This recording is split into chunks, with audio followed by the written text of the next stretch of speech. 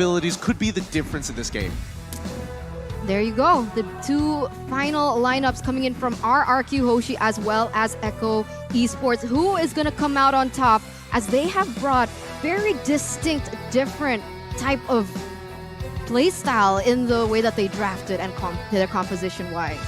Yeah, and honestly, if they want to be playing for the later stages of the game, that's absolutely something that Echo can do. However, as we saw in our previous matchup of RRQ Akira up against the Valley, that Claude can make all the difference, including that Benedetta with a Petrify. So let's jump right into it. The Land of Dawn awaits us here, as one of these teams are going to be walking away feeling real good about themselves. Is it going to be from the Philippines or Indonesia? Take your votes and your guess coins out now. Let's go. Coming into this first game here between two of the giants of their particular regions, we see that Benny Cutie is actually going to start off with helping out Carl TZ in that buff, and therefore he is going to be able to rotate quite faster than Albert. Whoa. What's going on the top side here? We see the Kufra actually looking for it, and he hits it. Yeah, he's going to find Skylar here, but BMI's out. Should be fine. Vin now there to help him too. So, and this is the thing, right? Where do you park these roamers, JP and Vin, to get the most of value out of it, right? Because at the same time, XP lane, that Benedetta Yuzhong matchup, that's going to be more so interesting how they develop into these objectives, right? Especially the first turtle and where that first kill can be. And it could be up here. And that's the focus, but it's Lemon though. Sanji forcing the flicker out. He flickers in. Sanji with the first blood. I mean, you could see even from the beginning of the game that Sanji was really pressuring Lemon there in the mid side. Lemon is known to play really aggressively, and this time around, it actually put his team in a disadvantage. Yeah, this is great for Sanji as well. I mean, he's already got the mystery shop, so he's going to be accelerating even faster. Luckily, at the very least, Lemon only loses a bit, but now the catch comes through. Oh, that's going to be tough, but they do get the flicker out from Vin, so that's a nice pickup, right? Because he doesn't have the Divine Judgment just yet, but still, with that being down, this should make it a little bit easier to grab or at least contest that first turtle.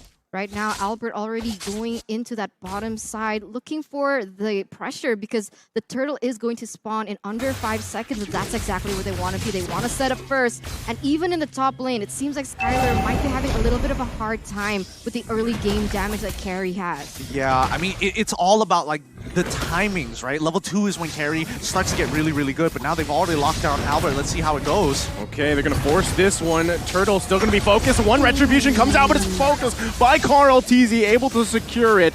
And now they're still going to be focusing on the target as Albert falls here. So it's a turtle and a kill for Echo. 100% worth it for Echo there. I think RRQ Hoshi, they went a little bit too aggressive. They did set up first, but unfortunately, at least they couldn't have gotten a trade because Albert missed his Retribution. Yeah, but it's one of the... Hey, it happens. It happens. But for now, Echo is going to be in the lead, and they're going to take their time with this. This is going to be a very slow roll considering the composition overall. 1,000 gold though. Relax. Guys, Relax. The table didn't do anything to you, Eterna. Gold. Don't abuse the table. The I'm table sorry, didn't do it. I'm sorry. I'm getting very passionate about this game. But yes, Echo is leading with 1,000. You can already see that Benny QT has secured that corrosive scythe. So all these items are starting to come into play, and that might be bad for Skylar here in the top lane. Honestly, it's quite interesting that JP is hovering around the top side so much. I mean...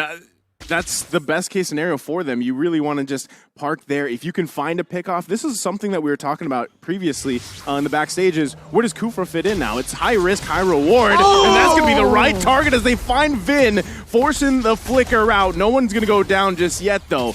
Carl TZ now looking to back everybody out. There's probably not going to be anything committed just yet, but still, JP going to charge up.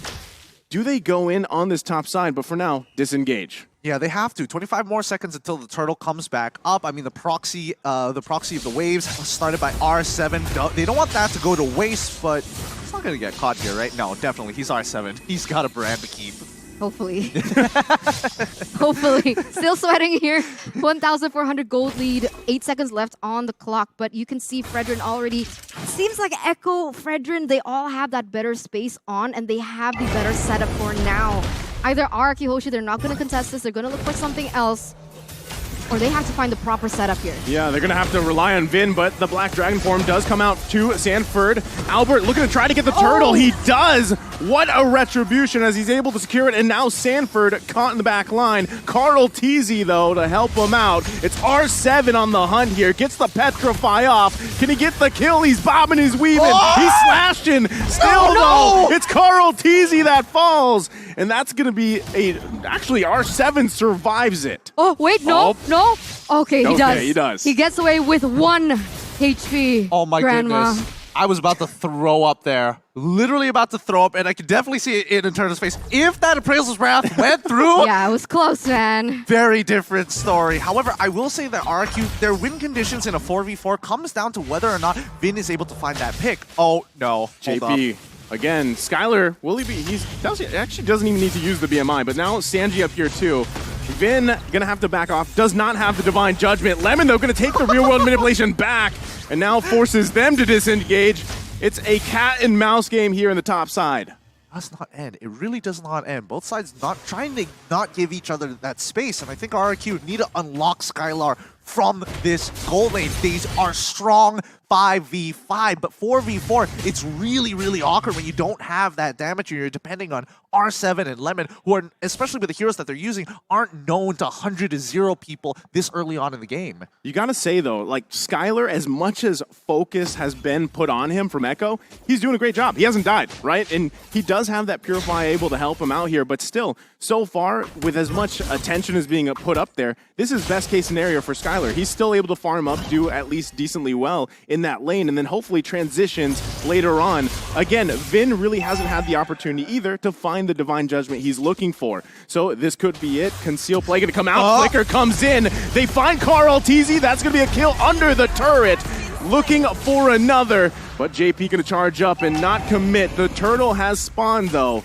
So now does RRQ look to take the turtle here with Carl Teasy down. Doesn't seem like they want to. They have a man advantage though, so it should favor them in particular. But look at Benny Cutie. He is so focused on those objectives. He's gonna get a tower in the top side. But oh my god, Albert! They're gonna find Albert here. Quite a few combinations coming out. Albert gonna fall, but look at the damage from the Electo. Final blow! R7 gets Sanford. It's Skylar that grabs the kill. Benny Cutie on the backside. He's in misplaced. Benny Cutie, though, with a play before he goes down. He's 1 hit away. Wait. Benny Cutie survives. Oh, 2 for 2 for now, but that was beautifully done by Echo. Okay, they did have a lot of casualties, but they are going to be able to force and push RRQ off this next turtle and even perhaps take it for themselves. The pressure is on. Did Benny QT just first item Wind of Nature to survive that with 1 HP?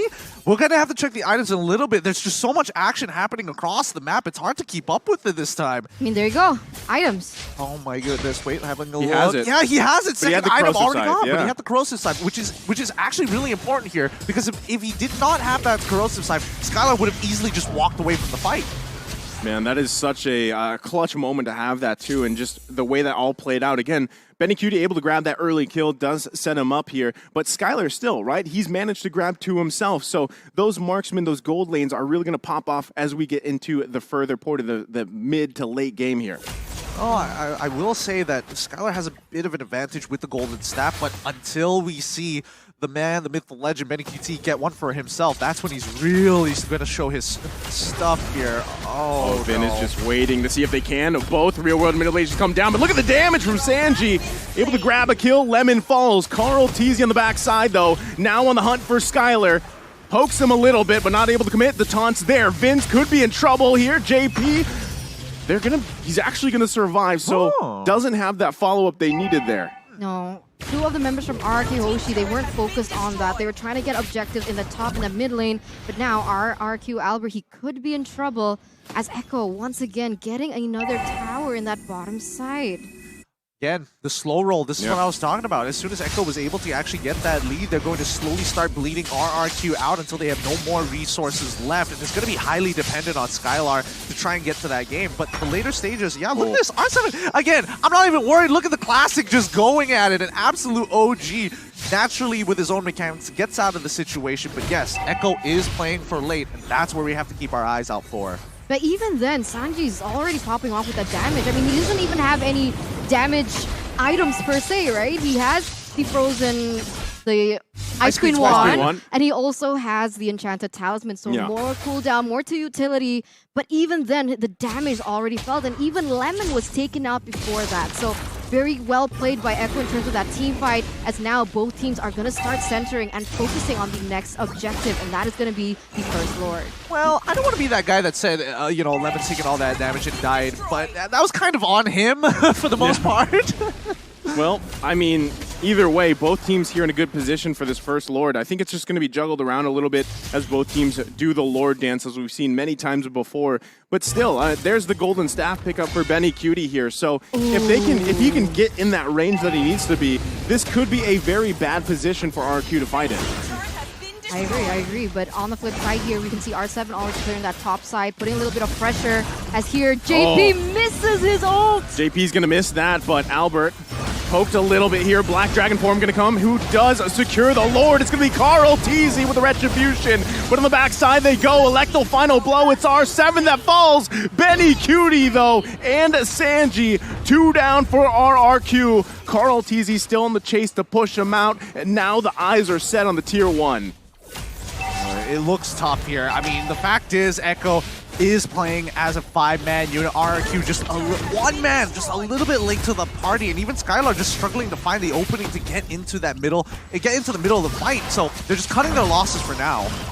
Oh my god, the pressure coming in from Echo. Now they're focusing on the mid side. They're trying to clear the waves as fast as they can because they have a Lord to cover here on the bottom side. Carl TZ going to take away that red buff as well. This is looking quite chaotic for RRQ. Oh, Albert going to get caught here in a bad position. He's going to heavy spin, try to get out of there, pushing Carl TZ into the turret. Able to grab a kill himself. Albert with a pickup. They lose that turret, though. Does Echo press this situation here? JP going to jump in, finding Albert. Rear world manipulation going to come down from Lemon, forcing Echo back a little bit here. Black Dragon form committed. It's Albert, one hit away as he goes down from Benny Cutie. No Lemon way. falls too. JP into the deep of the base, but R7 with a massive play. Electro final blow committed as 3 fall for Echo. Oh my god. Oh, What was that sound, Gideon? What a I mean, there's just so many moments. Gideon sound. It's still sorry. It's just the ad libs at this point. But like Benny QT, when you see somebody get to that level of attack speed, you don't get to see people survive it that No, often. no. I mean, just look at this. Albert, he dies. You're expecting that. Lemon dashes one time forward, takes 12 auto attacks and dies instantly. And look at this, Vin also taking so much damage, but this is the masterpiece. R7 able to deal out so much damage there in the bot side, and even buy enough time for RRQ Hoshi to kind of recalibrate themselves into this next part. But we're going to take a little look into the items first. Looking at R7 right now, he's currently 3 items. And I think he's building into a Malefic Roar for his 4th. Looking at Skylar, he's in a good position with 3 items in and of itself. But if we're looking at supports, that's the big difference here. Because with the supports, they're building as tanky as possible, but Immortality makes all the difference for a Kufra. Yeah, I mean, I gotta say, the question about Kufra, you know, where does he fit so far? Because he's kind of, in a way, that hero has fallen off a little bit. But so far, JP's doing an amazing job at really finding the setups that he needs to, utilizing the Kufra here. Especially, I mean, with Sanji setting up those perfect real-world manipulations so far, Lemon's doing it too. But the thing is, I haven't seen Vin just yet exactly find the mark he does. He has the 7 assists. He's finding targets. But if he can cancel out Sanji, that's going to be a huge play for RRQ. Oh! No. Okay, that's a good disengage. Nobody is going to, bite the bullet for now. And I think RRQ also understands, like, yeah, we're slightly behind, but it's not the end of the world. Sure, you want to have Lord? Fine, we can defend against it. Their high ground should be enough for this. Oh, they don't have the real one manipulation, but a flicker comes out. The blazing duet from Skylar, but Vin could be in a bad position. R7, though, keep an eye on him. Looking for an angle here. Electro final blow with the Petrify going to come out. He gets canceled a little bit here. Sanford still up. R7 gonna fall to Sanji, and he's still going as Lemon gonna be the next target, able to survive, but they might chase him down. He's slowed with the flicker in from Sanji to clean up. My god, 3-for-0 trade. Echo gets the Lord. This couldn't be a worst game for RRQ Hoshi at this point. You saw that R7 was trying to do his best. The way that he does it, right? That's so signature R7. Which, whatever hero he chooses, whether it be the Benedetta, the Cho, he tries to looking for that flank, but unfortunately the follow-up damage from the other members are not there. And here we go, the siege from Echo. Gonna be a full force siege here from Echo here. One more turret to go up on the top side. They've got to handle this Lord. Echo setting their sights on the bottom side. Carl Teasy already handling that wave. Can RRQ defend here and keep in this game? Echo now full force bottom side. Sanford comes in with the Black Dragon form. RRQ looking for any angle, but Echo calls the back signal. Value.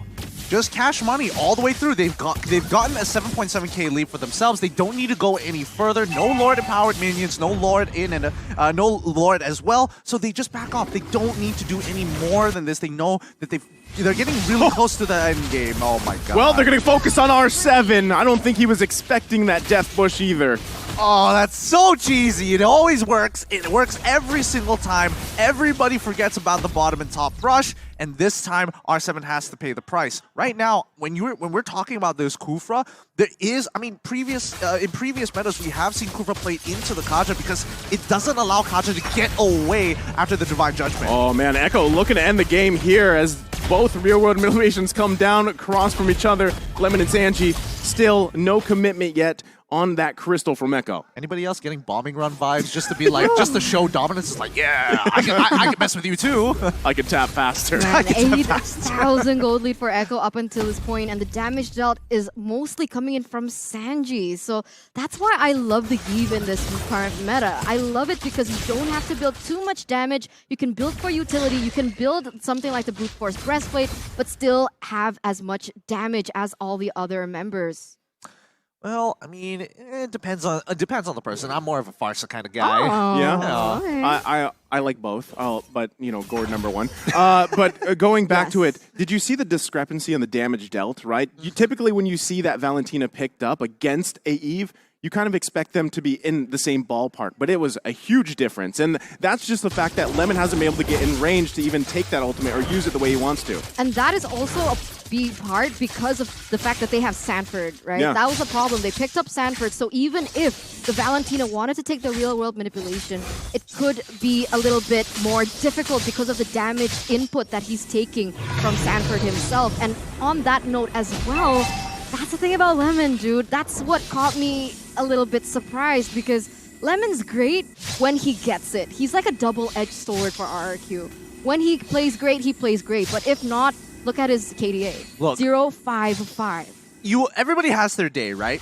Knowing Lemon and seeing his career over many, many seasons and many, many M series. Oh god, Oh R7's dead. man, R7 gonna just be deleted once again. Death Bush, but this time in the mid lane, Sanford forcing everybody back. The Black Dragon form, and just like that, Echo grabs himself another Lord. Oh, that's so brutal. This Kufra is just getting so much more value than I was expecting. I Yeah. feel like now is the time to respect the Kufra. Prior to this, they should have absolutely disrespected JP. Like, what was he really going to do? And the fact that they didn't have R7 on Benedetta, maybe they could have made some play towards the mid lane like Takashi did against the Valley. So that's what I'm hoping to see. But right now, Echo, they've got all the marbles in their court, and they're just going to slowly lob them down one by one until this crystal breaks. Look at JP charging up once again. Not going to commit to that, though. Lord here in the middle lane of the base of RRQ. They're going to set it up. Lemon with the real-world manipulation. JP going to go in, finds a couple of targets, but has to get out of dodge as well. It's Albert taking the brunt of the damage. It's R7 that falls again, though. Echo still pressing the situation here, looking to end the game as Vin falls and they find another. Benny Cutie free firing in the backside, and now it's going to be the crystal worked on. Echo takes the game against RRQ. Clean from Echo from the Philippines. That was so beautiful to watch at the end. The damage coming in from that carry was just so terrifying. It was disgusting at that point. It is. You can literally see the light wheels just overlapping each other because there's so many auto attacks. Sometimes there's 2 in 1. You never really know. But don't worry, RRQ fans. One loss doesn't mean the end of the world. Nobody gets knocked out. Don't worry, Eterna. No one's getting knocked out. if you heard the fist bump on the table, that was Eterna. A stress